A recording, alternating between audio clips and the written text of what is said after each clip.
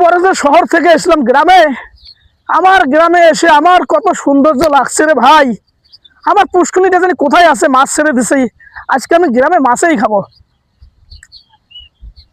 ভাই কই দিয়ে আলি রে তুই?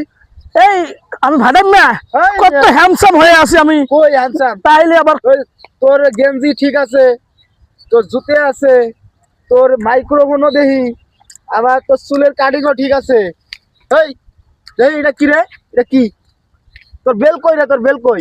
এই মিয়া এখনো বেলের কথা কোন মিয়া? যখন ছোট ছিলাম তখন আমি কলার ছতর দিয়ে প্যান্টে বাঁধছি। আর এখন আমি বড় হয়েছি, কত সুন্দর গেঞ্জি, নয়া স্যুট, চামের জুতা, আমি নায়কের মতো হাঁটতাছি।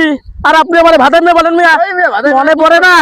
বেল নামে বেল নাই যেটা আগে রশি বেন্দা, মিয়া এটাই তো বেল।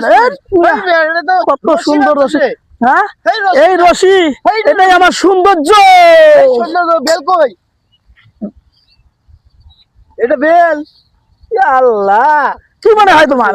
এটা তো অরিজিনালি বেল রে। আমি তো দেখলাম রশি, এখন দেখি বেল। এগুলো ছোট থেকে বড় হয়েছি, অভ্যাস আমরা ধরে রেখেছি।